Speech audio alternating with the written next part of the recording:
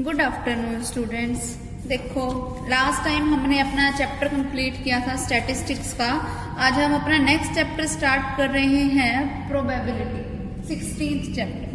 देखो इस चैप्टर का वैसे देखो तुमने पहले 10th में भी पढ़ा हुआ है दैट प्रोबेबिलिटी होती क्या है, किसी भी इवेंट के होने के जो पॉसिबल नंबर ऑफ केसेस हों और डिवाइडेड बाय में टोटल नंबर ऑफ केसेस कितने हैं, अगर हम उनको डिवाइड करते हैं तो हमें मिलती क्या है, प्रोबेबिलिटी मिलती है। ठीक है, अब इसमें हमारे पास जो फर्स्ट थिंग आएगी वो आएगी कि रैंडम एक्सपेरिमेंट क्या होता है। देखो रैंडम एक्सपेरिमेंट होता है कि अगर मेरे पास कोई भी किसी भी तरीके का कोई भी सैंपल स्पेस है, अब सैंपल स्पेस कंप्लीट वो होगा जिसमें हमारे पास सारे के सारे पॉसिबल नंबर ऑफ इवेंट्स लेके जाएंगे। फिर रैंडम एक्सपेरिमेंट क्या होता है, रैंडम एक्सपेरिमेंट होगा कि अगर हम उस सारे पॉसिबल इवेंट में से जब हम किसी भी एक चीज को बिना देखे सोचे समझे हम चूज कर लें, उसे हम क्या बोलते हैं, रैंडम एक्सपेरिमेंट। फिर आता है ट्रायल। क्या होता है ट्रायल, क्या होता है कि हम जो भी चीज परफॉर्म करते हैं उसे हम क्या बोलते हैं, ट्रायल। ठीक है, तो अब हम इसकी एक्सरसाइज स्टार्ट करते हैं। तो इसकी फर्स्ट एक्सरसाइज में हमारे पास देखो फर्स्ट सम क्या है, least the sample space for the flowing random experiment, कि इस रैंडम एक्सपेरिमेंट के लिए सैंपल स्पेस क्या होगा वो मुझे बताना है। पहला केस क्या है, 3 कॉइन्स आर टॉस्ड साइमल्टेनियसली, कि अगर 3 कॉइन्स को हम साइमल्टेनियसली टॉस करते हैं। देखो अगर मुझे पहले ये ना पता हो ना कि मैंने जो सैंपल स्पेस में जो यानी कि टोटल नंबर ऑफ केसेस जो बनाए हैं वो सारे के सारे बन गए या नहीं बने, तो वो भी हम पता लगा सकते हैं। वो हम पहले कैसे पता चलाएंगे, देखो एक कॉइन को उछालने पे मुझे क्या मिलेगा, या तो एक हेड मिलेगा या टेल मिलेगा, तो मतलब 2 केसेस पॉसिबल है। अब हमने कॉइन कितने लिए, 3, तो वो लगा दो इसकी पावर में, तो यानी कि इस सैंपल स्पेस में टोटल नंबर ऑफ केसेस कितने आएंगे, 8। ये चीज ध्यान में रखना। अब जैसे तुम एक डाई को थ्रो करते हो, तो एक डाई को थ्रो कर रहे हो, तो डाई को थ्रो करने में 1 2 3 4 5 6 कुछ भी आ सकता है, क्योंकि तुमने एक डाई थ्रो किया तो 6 रेज़ टू द पावर 1 यानी कि 6 केसेस होंगे। अगर यही 2 डाई में ले लेती तो एक डाई को थ्रो करने में 6 केसेस, क्योंकि मैंने डाई ले लिए 2, तो 6 raise to the power 2 means 36 cases बनते हैं। इस तरीके से मैं पता लगा सकती हूँ कि पूरे सैंपल स्पेस में टोटल केसेस कितने आएंगे। अब देखो 3 coins are tossed simultaneously, 3 coins को साइमल्टेनियसली टॉस किया गया है, तो पॉसिबिलिटी क्या हो सकती है कि तीनों बार में हेड आ जाए। पहला केस हमेशा ऐसा बनेगा कि तीनों जगह पे लिख दो सेम। अब ना एक जगह पे टेल कर दो और उस टेल को ना हर जगह पे रख के देख लो, फर्स्ट सेकंड थर्ड हर पोजीशन पे, H H T H T H T H H means कि थर्ड नंबर पे टेल है, पहले 2 वाले में हेड, मीन्स सेकंड नंबर पे टेल है, फर्स्ट और थर्ड पे हेड। इस तरीके से सारे केसेस बना लें। अब जितने टेल के लिए 3 पोजीशंस अवेलेबल थी, एक टेल के लिए वो मैंने 3 जगह पे फिल कर दिया उसको। अब मैं टेल कर देती हूँ 2 और हेड कर देती हूँ 1। अब हेड 1 किया, टेल 2 कर दिए, तो सेम ऐसे ही टेल टेल हेड। अब फिर इस हेड को बीच में ले आओ, टेल हेड टेल, फिर हेड टेल टेल, हो गए पॉसिबल केसेस। हर जगह पे एक बार हेड आ गया। फिर उसके बाद अब मैं टेल कितने कर दूं एंड में, 3, ये हो गया। ये मेरे पास क्या हो गया, कंप्लीट सैंपल स्पेस, यही मुझे बताना था। आगे समझ। फिर 2 डाइज आर थ्रोन साइमल्टेनियसली, अगर मैं 2 डाइज को थ्रो करती हूँ तब मेरे पास टोटल सैंपल स्पेस क्या बनेगा, या तो बनेगा 1 1 कि फर्स्ट पोजीशन पे 1, सेकंड नंबर पे 1 आ जाए, फर्स्ट पे 1, सेकंड पे 2 आ जाए, अप टू 1 6। फिर क्या हो सकता है 2 1 2 2 अप टू 2 6, फिर एंड सो ऑन, ऐसा चलता जाए 6 1 6 2 6 3, फिर अप टू 6 6 तक। ये हमारे पास टोटल केसेस बन सकते हैं कि फर्स्ट पोजीशन पे मैं कोई भी एक नंबर फिक्स कर लिया, 1 फिक्स कर लिया, और सेकंड पोजीशन वाले को मैं वेरी करती रही, कभी 1 आ सकता है, कभी 2, कभी 3, अप टू 6 तक। फिर फर्स्ट पोजीशन पे मैंने 2 को फिक्स किया, फिर सेकंड पोजीशन पे 1 2 3 4 5 6 कुछ भी आ सकता है।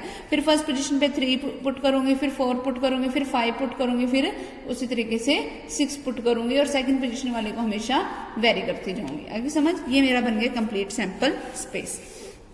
फिर अब देखो, एक कॉइन इज टॉस ट्वाइस, एक कॉइन को 2 बार टॉस किया गया है। If the second throw result in a head then a die is thrown, अगर सेकंड थ्रो में मुझे हेड मिलता है तो हमने एक डाई को थ्रो करना है। अब मुझे सैंपल स्पेस बताना है। देखो एक कॉइन को 2 टाइम टॉस किया गया, अगर 2 टाइम टॉस किया गया तो केसेस क्या बन सकते हैं कि दोनों बार में टेल आ जाए या आ जाए हेड और टेल, ठीक है, या क्या हो सकता है कि टेल हेड आ जाए। अब उसने बोला कि जब सेकंड वाले पे हेड आ जाए ना, तब साथ के साथ मुझे एक केस और करना है कि जब सेकंड वाले पे हेड आ जाए तो एक डाई को भी थ्रो करना है। तो डाई को थ्रो करूंगी तो ऐसा हो सकता है कि 1 आ जाए, या ऐसा हो सकता है कि टेल हेड आया तो डाई को थ्रो करने पे 2 आया, या टेल हेड फिर डाई को थ्रो करने पे 3, या टेल हेड 4, या टेल हेड 5, या फिर टेल हेड 6 हो गया। सेकंड थ्रो में जब हेड आया तो मैंने डाई के जितने पॉसिबल केसेस थे वो सारे बना लिए। फिर ऐसा भी तो पॉसिबल हो सकता है कि दोनों बार में ही हेड आ जाए। अब सेकंड नंबर पे तो अब भी हेड ही है, तब भी डाई को थ्रो करना ही है, यानी कि HH1, HH2, HH3, HH4, HH5 और HH6। आगे समझ, ये मेरा कंप्लीट सैंपल स्पेस बन गया। ओके, नेक्स्ट सम देखो। एक कॉइन इज टॉस्ड, एक कॉइन को टॉस किया गया। If the result is a head, अगर रिजल्ट एक हेड है तो एक डाई को थ्रो किया गया। फिर if the die throw up an even number then a die is thrown again. What is the sample space for the experiment. कि सबसे पहले किया क्या गया, एक कॉइन को टॉस किया गया तो क्या हो सकता था, या एक हेड आ सकता था या एक टेल आ सकता था। फिर अगर हेड आता है, हेड आने के बाद तो हमने किया क्या, एक डाई को थ्रो किया। हेड आते ही हमने डाई को थ्रो कर देना। अब ये जो डाई को थ्रो किया उस पे 1 से लेकर 6 तक कोई भी नंबर आ सकता था।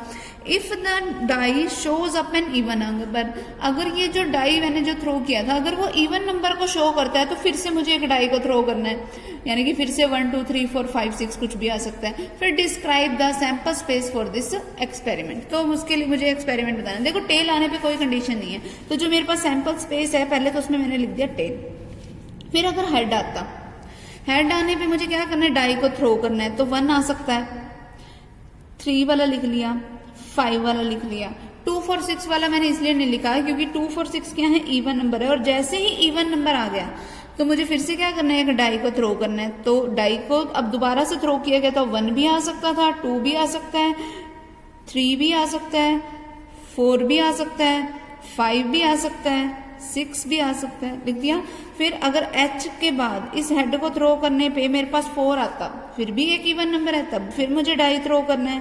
H4 2, H4 3, H4 4, H4 5, H4 6, ठीक है। फिर अगर इस हेड के बाद मेरा 6 आ जाता तब भी इवन नंबर था, फिर मुझे डाई थ्रो करना है। H61, H62, H63, H64, H65, H66। ये बन गया मेरा कंप्लीट सैंपल स्पेस। आगे समझ। नेक्स्ट देखो, a boy has 1 rupee coin. एक बॉय है, उसके पास एक तो है 1 रुपी कॉइन, एक 2 रुपी कॉइन, एक है 2 रुपी कॉइन, एक ही 1 रुपी का कॉइन है, एक ही 2 रुपी का कॉइन है। फिर एंड ए 5 रुपी कॉइन, और एक ही 5 रुपी का कॉइन है, ठीक है। फिर हमें बोला if he takes out 2 of its two pocket 1 after the other specify the sample space. अगर वो अपनी पॉकेट में से 2 कॉइन्स को बाहर निकालता है तो सैंपल स्पेस क्या बनेगा। अगर 1 रुपी कॉइन को हम ए से रिप्रेजेंट करें और 2 रुपी कॉइन को मैं बी से रिप्रेजेंट करूं और 5 रुपी कॉइन को अगर मैं सी से रिप्रेजेंट करूं तो मेरे पास सैंपल स्पेस क्या बनेगा। ऐसा हो सकता है कि मैंने फर्स्ट वाले पे ए निकाल लिया, ठीक है, और सेकंड वाले पे मैंने निकाल लिया बी, या ऐसा भी हो सकता है कि मैंने फर्स्ट वाले पे ए निकाला और सेकंड वाले पे मेरा निकलता सी। 2 कॉइन ही निकालने हैं तो वो 1 और 2 वाला भी निकल सकता था, 1 और 5 वाला भी निकल सकता है।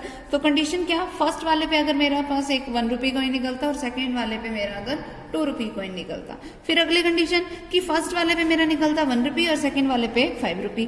फिर क्या कंडीशन हो सकती है कि फर्स्ट वाले पे अगर मेरा निकलता 2 रुपी कॉइन और सेकंड वाले पे निकलता 1 रुपी कॉइन, या ये हो सकता है कि फर्स्ट वाले पे मेरा निकलता 2 रुपी कॉइन और सेकंड वाले पे निकलता मेरा 5 रुपी कॉइन। फिर CACB, ये इसका रिजल्ट हो गया। आगे समझ। सेम उसी तरीके से अगर फर्स्ट वाले पे 5 रुपी निकलता, सेकंड वाले पे 1 रुपी, फर्स्ट वाले पे 5 रुपी और सेकंड वाले पे 2 रुपी। ये मेरा कंप्लीट सैंपल स्पेस हो गया। ओके, नेक्स्ट देखो, एक कॉइन इज टॉस्ड। एक कॉइन को टॉस किया गया। If it shows a head, a ball is drawn from a bag consisting of 3 blue and 4 white balls. फिर if it shows a tail, a die is thrown. Describe the sample space of this experiment. एक coin को toss किया गया है, coin को toss जब किया हमने तो या तो हेड आ सकता है या फिर टेल आ सकता है। अगर हेड आता है, अगर हेड आता है तो क्या कंडीशन है, एक बॉल को निकाला गया है किस बैग में से, जिस बैग में 3 ब्लू बॉल्स थी एंड 4 व्हाइट बॉल्स थी। 3 ब्लू बॉल्स थी एंड 4 व्हाइट बॉल्स थी। अब उसमें से एक बॉल को मुझे बाहर निकालना है, तो ब्लू बॉल्स हैं 3, तो ऐसा भी हो सकता है कि फर्स्ट ब्लू बॉल निकल जाए, या हो सकता है कि सेकंड ब्लू बॉल निकले, या हो सकता है कि थर्ड ब्लू बॉल निकले, या ऐसा हो सकता है कि फर्स्ट व्हाइट बॉल निकले, या हो सकता है कि सेकंड व्हाइट बॉल निकले, या हो सकता है कि थर्ड व्हाइट बॉल निकले, या क्या हो सकता है कि फोर्थ व्हाइट बॉल निकले। हेड आने पे मुझे एक बॉल ही बाहर निकालनी थी, तो 3 बॉलें कोई भी निकल सकती थी, 4 बॉल्स थी व्हाइट वाली, कोई भी निकल सकती थी, तो मैंने सारे लिख दिए। फिर अगर टेल आता, हेड वाले कंडीशन सारी कंप्लीट होगी। फिर अगर टेल आता तो हमने करना क्या है, एक डाई को थ्रो करना है। तो टेल आने पे एक डाई को थ्रो करना है, तो डाई थ्रो करोगे तो 1 से लेकर 6 तक कुछ भी आ सकता है। तो T1, T2, T3, T4, T5 and T6, ये हो गया हमारे पास कंप्लीट सैंपल स्पेस। क्लियर। अगला देखो, consider the experiment in which a coin is tossed repeatedly until A head comes up, describe the sample space. अब मुझे एक ऐसा एक्सपेरिमेंट बताना है जिसमें मुझे कॉइन को रिपीटली कि बार बार रिपीट करते रहो। कब तक रिपीट करना है, जब तक हेड नहीं आ जाता। तो उसका सैंपल स्पेस क्या बनेगा, देखो अगर फर्स्ट कंडीशन में ही हेड आ गया तब तो वही बात खत्म, तब मुझे उसको फिर से रिपीट करने की कोशिश ही नहीं करनी। हमें तो तब तक रिपीट करना है जब तक हेड ना आ जाए। अगर पहली बार में ही हेड आ गया तो मतलब सैंपल स्पेस यही खत्म। अगर पहली बार में हेड नहीं आया, मान लो आ गया टेल, तो मतलब मैं फिर से उसको टॉस करूंगी। फिर से टॉस किया, अगर फिर से टॉस करने पे हेड आ गया तो फिर खत्म। ऐसा भी तो हो सकता है कि फिर से जब टॉस किया फिर से टेल आ गया, ठीक है। अगर फिर से भी टेल आ गया तो मतलब मुझे उसको फिर टॉस करना पड़ेगा। फिर टॉस किया मैंने, अगर हेड आ गया तो खत्म। अगर हेड नहीं आया तो मतलब क्या है, टेल आया। टेल आ गया तो मुझे उसको फिर टॉस करना पड़ेगा। फिर क्या आ सकता है, हेड आ सकता है, या टेल टेल टेल फिर हेड एंड सो ऑन, ये चलता ही रहेगा। ये इसका हो गया क्या, complete up to so on लगा दिया कि मतलब इस तरीके से इसका सैंपल स्पेस बनता जाएगा। क्लियर। नेक्स्ट एक्सरसाइज देखो हमारे पास क्या है, इवेंट्स और केसेस। इवेंट्स और केसेस क्या होते हैं कि जो भी हमारे पास पर्टिकुलर केस जिसको हम डिस्कस करते हैं, क्या बोलते हैं इसको, देखो इसकी डेफिनेशन क्या है, each subset of a sample space. एक कंप्लीट सैंपल स्पेस का जो सबसेट होगा उसको हम क्या बोलते हैं, इवेंट या फिर केस बोलते हैं, जिसके बारे में हम पर्टिकुलर कलेक्शन के बारे में जब हम कोई बात कर रहे हैं। फिर डिफरेंट टाइप्स ऑफ इवेंट्स यहाँ हैं, तो इसमें हमारे पास पहला टाइप है नल इवेंट। नल इवेंट यानी कि इम्पॉसिबल इवेंट भी बोलते हैं। जब किसी इवेंट के होने की प्रोबेबिलिटी 0 हो तब उस टाइप के इवेंट को क्या बोला जाता है, नल इवेंट या फिर इम्पॉसिबल इवेंट। जैसे अगर मुझे ये बोल दिया कि ना मैंने एक डाई को थ्रो किया और मुझे नंबर चाहिए 8, तो पॉसिबल ही नहीं है क्योंकि 1 से 6 तक के नंबर है, ठीक है। तो ये मेरे पास क्या आ जाएगा, नल इवेंट। फिर अगला है श्योर इवेंट। जब किसी इवेंट के होने की प्रोबेबिलिटी 1 है तब हम उसको क्या बोलेंगे, श्योर इवेंट। अगर जैसे मान लो मुझे बोल दिया कि ना मैंने एक डाई को थ्रो करना है और मुझे ना नंबर चाहिए 7 से लेस। अब डाई को थ्रो करोगे तो हमेशा ही नंबर 7 से लेस आते हैं, तो इसमें नई बात क्या है ना। तो ये मेरे पास क्या है, एक श्योर टाइप का इवेंट हो जाएगा। फिर उसके बाद आता है सिंपल और एलिमेंट्री इवेंट। सिंपल इवेंट कोई भी सैंपल स्पेस दे रखो उसमें से किसी भी एक चीज के होने की जब हम प्रोबेबिलिटी की बात करते हैं तो वो सिंपल इवेंट हो जाएगा। फिर आता है कंपाउंड इवेंट। कंपाउंड इवेंट में क्या होगा, जिसमें कई तरीके के सिंपल इवेंट्स का कॉम्बिनेशन हो जाएगा, जिसमें कई अलग अलग तरीके के केसेस बनते जाएंगे। जैसे अब अगर मुझे टोटल ऑफ 5 चाहिए तो ये सारे केसेस हो गए, तो ये क्या हो गया, कंपाउंड इवेंट। फिर आता है फेवरेबल इवेंट। जिस पर्टिकुलर इवेंट के हम होने की बात कर रहे हैं उसके इवेंट्स को क्या बोला जाता है, फेवरेबल इवेंट्स या फिर केसेस। फिर आता है इक्वली लाइकली इवेंट्स, जिसमें हर एक इवेंट के होने की अगर प्रोबेबिलिटी सेम आती है तब उस टाइप के इवेंट को क्या बोला जाता है, इक्वली लाइकली। जैसे हम एक कॉइन को टॉस कर रहे हैं, हेड आने की प्रोबेबिलिटी भी 1/2 है, टेल आने की प्रोबेबिलिटी भी 1/2 है, ठीक है। तो वो क्या हो गया, इक्वली लाइकली, ठीक है। फिर आता है म्यूचुअली एक्सक्लूसिव, बहुत इंपॉर्टेंट चीज।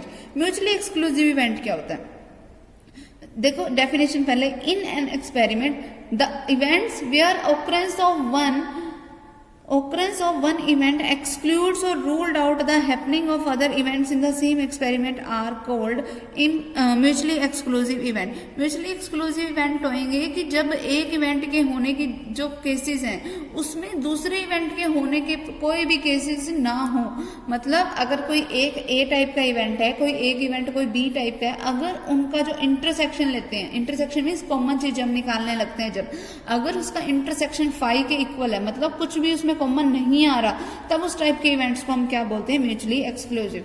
म्यूचुअली एक्सक्लूसिव वो होंगे जिसमें ए इंटरसेक्शन बी किसके इक्वल होगा? फाई के इक्वल होगा। ठीक है, फिर आएगा हमारे पास mutually exhaustive events. Exhaustive events देखो हमारे पास क्या होता है। एग्जॉस्टिव इवेंट होगा जिसमें हम बात करते हैं कंप्लीट सैंपल स्पेस की, कि हम जब सारे पॉसिबल नंबर ऑफ इवेंट्स का जब हम यूनियन ले लें और वो सैंपल स्पेस के इक्वल बने, तब वो क्या बोलते हैं? हम उसको एग्जॉस्टिव इवेंट्स। ठीक है, फिर अलजेब्रा ऑफ इवेंट्स, जब हमें बात करनी है उनके यूनियन की, यूनियन तुम्हें करना आता है, ये पहले ए इवेंट कौन सा, जैसे एग्जाम्पल तौर पे दे रखा है, अगर ए इवेंट में मेरे पास नंबर्स हैं 1 3 5 और बी इवेंट में मेरे पास नंबर है 4 5 6, तो ए यूनियन बी क्या होगा? यूनियन करते हैं तब हम सारे के सारे एलिमेंट्स को एक साथ लेते हैं, तो 1 3 4 5 6 सारे के सारे आ गए इसमें। और इंटरसेक्शन में हम बात करते हैं कॉमन की, तो अगर मुझे इन दोनों का ही कॉमन बताना होता तो इनमें कॉमन क्या है? 5 है, तो ये इंटरसेक्शन बी क्या हो गया? 5। ठीक है, फिर अब हम बात करें जब event A but not be वाले की, कि जब ए तो इवेंट हो रहा हो लेकिन बी ना हो बीच में, तो यानी कि मुझे करना क्या है? ए माइनस बी करना है। तो अब ए में से बी को तुम्हें माइनस करना आता तो है, हमने किया हुआ फर्स्ट चैप्टर में। ए में से बी को माइनस डिफरेंस वाला कैसे करते थे कि जो हमारा फर्स्ट नंबर पे आया पहले वो, फिर माइनस में वो सेकेंड नंबर वाला। देखो ये 1 3, देखो 5 इन दोनों में है, तो 5 से तो 5 गया, लेकिन 1 3 इसमें नहीं है सेकेंड वाले में, तो वो एज इट इज आ गया। ठीक है, सेम उसी तरीके से अगर मुझे 4 5 6 में से 1 3 5 को माइनस करना था तो सिर्फ 5 खत्म हो जाता और 4 6 क्या आ जाता हमारे पास? आंसर। ठीक है, फिर किसी इवेंट के ना होने की अगर मुझे प्रोबेबिलिटी बतानी हो, अगर मुझे कोई ए इवेंट पता है जिसमें मेरे पास एलिमेंट्स हैं 1 2, ठीक है, अब अगर मुझे नॉट ए के निकालने हैं एक पॉसिबल नंबर ऑफ केसेस, तो पूरे सैंपल स्पेस में से ए वाले को माइनस कर दो। अब 1 2 3 4 5 6 में से 1 2 को माइनस करोगे तो कौन से बच गए? 3 4 5 6, तो ये नॉट ए वाले हो जाएंगे। ठीक है, इस तरीके से। अब इसकी एक्सरसाइज के सम करते हैं हम। देखो फर्स्ट सम क्या आता है इसमें हमारे पास, एक कॉइन इज टॉस्ड वंस, एक कॉइन को एक बार टॉस किया गया। If it turns up A head, अगर ये हेड को शो करता है तो हमें करना क्या है? एक डाई को थ्रो करना है। ठीक है, तो पहले तो मैं ये लिख लूं, एक कॉइन को थोड़ा सैंपल स्पेस बनाते हैं, एक कॉइन को टॉस किया गया, या हेड आता है या टेल। जब हेड आता है तो हमें करना क्या है? कॉइन को टॉस डाई को टॉस थ्रो करना है। तो H1 हो सकता है, H2 हो सकता है, H3 हो सकता है, H4 हो सकता है, H5 हो सकता है, H6 हो सकता है, क्योंकि डाई को थ्रो करने पे 1 से लेकर 6 तक कुछ भी आ सकता है। फिर अगर if it turns up a tail, अगर टेल आता तो मुझे करना क्या है? It is tossed twice more, कि अगर टेल आ जाता तो मुझे इन्हीं कॉइन्स को 2 बार और टॉस करना था। अगर 2 बार और टॉस करना है तो हेड हेड हो सकता है। टेल आने पे ही कर रहे हैं ना हम 2 बार टॉस, मीन्स पहले वाला टेल था एज इट इज, फिर हेड टेल, फिर टेल टेल हेड, फिर टेल टेल टेल। ये हो गया कंप्लीट सैंपल स्पेस। ठीक है, अब डिस्क्राइब द सैंपल स्पेस, तो मेरा सैंपल स्पेस मैं ऑलरेडी डिस्क्राइब कर चुकी हूँ, ये हो गया हमारा कंप्लीट सैंपल स्पेस। फिर सेकंड क्वेश्चन उसने पूछा, the event A that exactly 1 head occurs. अब ए इवेंट मैंने उसको नाम दिया जिसमें एग्जैक्टली एक ही हेड है। एग्जैक्टली एक हेड किस में आ रहा है? H1 में आ रहा है, H2 में आ रहा है, H3 में आ रहा है, H4 में आ रहा है, H5 में आ रहा है, H6 में आ रहा है, एक ही हेड है इनमें। फिर THT में भी एक ही हेड है, फिर TTH में भी एक ही हेड है, ये एक हेड वाले हो गए। फिर the event B that 2 tail occur और a number greater than 4 occurs. Event B उसने कैसे बोला कि कम से कम तो 2 टेल आए, ज्यादा जितने मर्जी। अब कम से कम 2 टेल किस में आ रहे हैं? एक आ रहा है THT में, फिर एक आ रहा है TTH में, कम से कम 2, ज्यादा जितने मर्जी, तो TTT वाला भी आ गया। या फिर क्या हो सकता है कि नंबर ग्रेटर देन 4, 4 से ग्रेटर वाले नंबर कौन से हैं? H5 और H6। ठीक है, तो ये हो गया हमारे पास इसका कंप्लीट बी इवेंट। फिर और कुछ नहीं पूछा, यही बताना था, ये हमने बता दिया।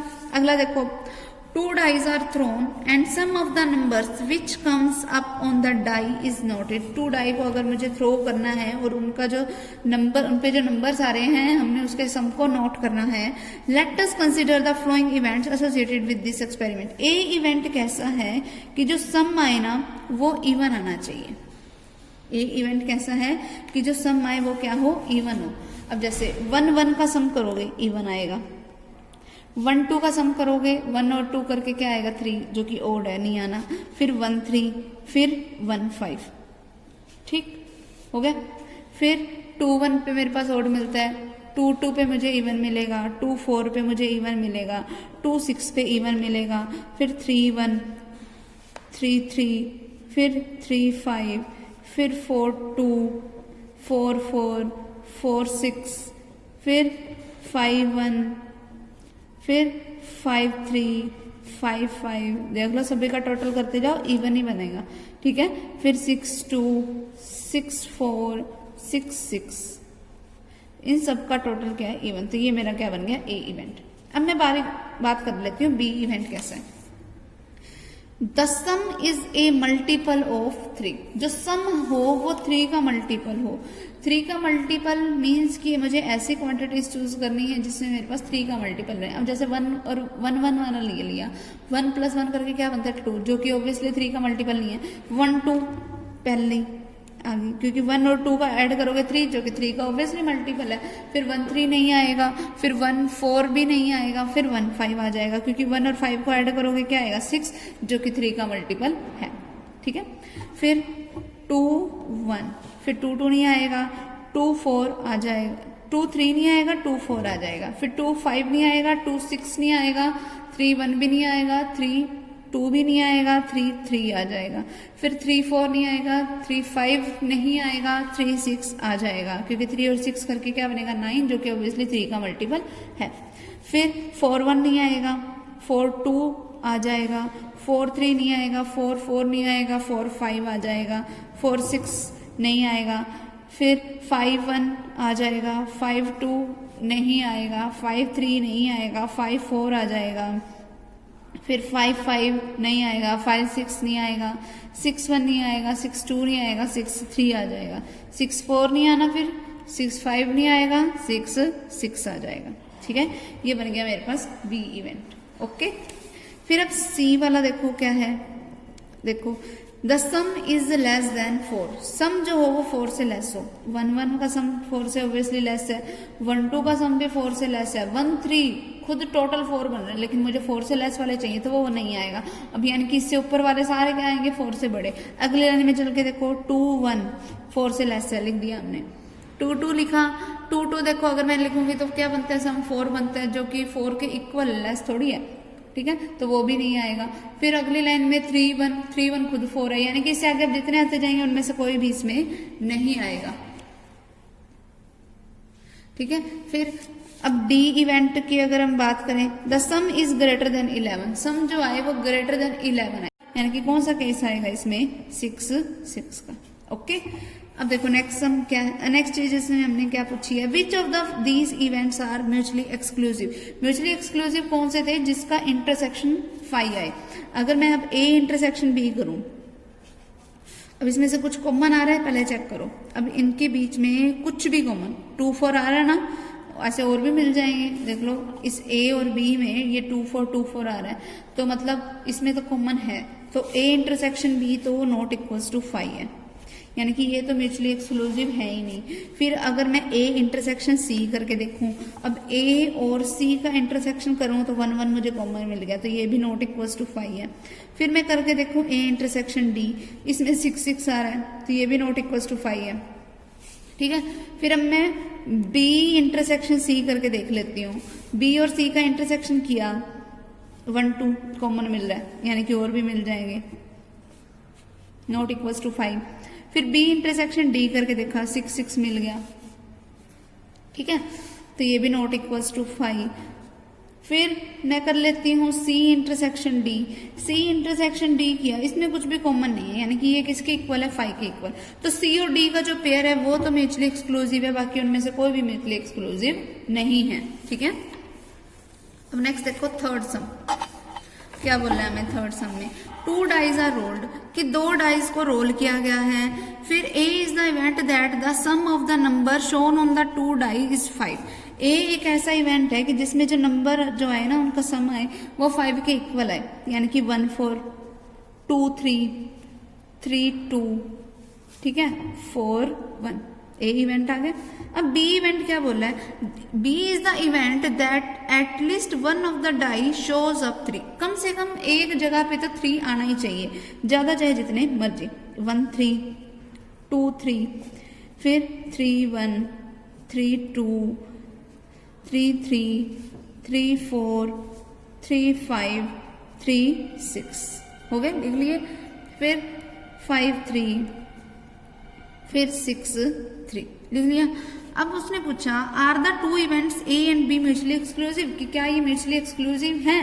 ए इंटरसेक्शन बी करके देख लो उसमें कुछ कॉमन है या नहीं है। 2 3 देख लो कॉमन है, 3 2 भी कॉमन है, तो A intersection B is not equal to 5 है, तो ये म्यूचुअली एक्सक्लूसिव नहीं है, तो इसका रिजल्ट क्या आ जाएगा, नो। फिर एग्जॉस्टिव है, एग्जॉस्टिव तो वो होता है कि जब इनको अगर हम मिला लें, इनका अगर हम यूनियन कर लें तो वो पूरे सैंपल स्पेस के इक्वल बन जाएगा। अगर हम इनका यूनियन करेंगे तो हमारे पास पूरा सैंपल स्पेस तो बनेगा ही नहीं, क्योंकि ना 1 1 आया इसमें, ना 1 2 आया, ठीक है, ऐसे करके कितने सारे एलिमेंट्स, 1 5 भी नहीं आया, इस तरीके से बहुत सारे एलिमेंट्स नहीं आए, तो सेकंड पॉइंट का रिजल्ट भी क्या हो जाएगा, नो, क्योंकि दोनों का अगर यूनियन अगर कंप्लीट सैंपल स्पेस के इक्वल बन जाता, कंप्लीट सैंपल स्पेस में हमारे पास 36 केसेस है जो कि इसमें नहीं बने, तो इसका रिजल्ट भी क्या आ जाएगा, नो, ठीक है।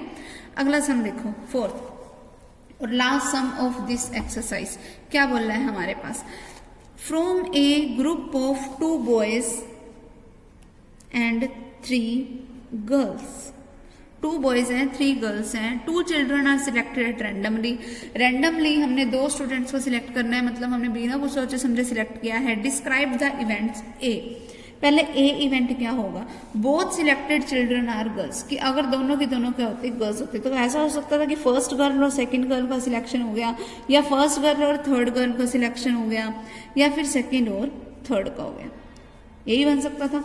फिर बी इवेंट मैंने ले लिया, बी क्या बोल रहा है उसने, the selected group consist of 1 boy and 1 girl, एक लड़का और एक लड़की, यानी कि फर्स्ट बॉय फर्स्ट गर्ल हो सकता था, या फिर फर्स्ट बॉय सेकंड गर्ल हो सकती थी, या first boy and third girl हो सकती थी, या सेकंड बॉय फर्स्ट गर्ल हो सकती थी, या सेकंड बॉय सेकंड गर्ल हो सकती थी, या सेकंड बॉय और थर्ड गर्ल हो सकती थी, हो गया, एक बॉय और एक गर्ल बनी।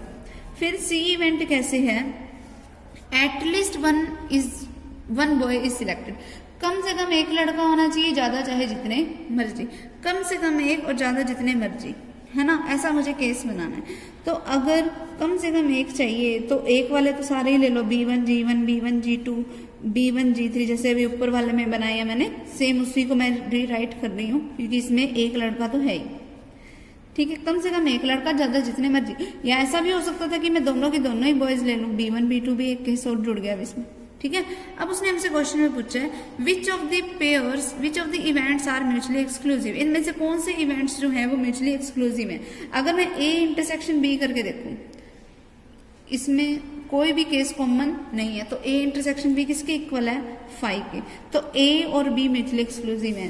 फिर मैं बी इंटरसेक्शन सी करके देखूं, उसमें तो सारे केस ही कॉमन है, बस एक ही डिफरेंट है, तो ये तो इज नॉट इक्वल टू 5 है, तो बी और सी तो म्यूचुअली एक्सक्लूसिव नहीं है। अब ए और सी की बात कर लें, ए और सी में कुछ भी कॉमन नहीं है, तो इट मीन्स कि ए इंटरसेक्शन सी भी किसके इक्वल है, 5 के, तो ये भी क्या होगी, म्यूचुअली एक्सक्लूसिव, ये इसका रिजल्ट हो जाएगा, ठीक है। तो हमारी ये एक्सरसाइज कंप्लीट हो गई, ठीक है। नेक्स्ट टाइम हम अपनी नेक्स्ट एक्सरसाइज स्टार्ट करेंगे, ओके।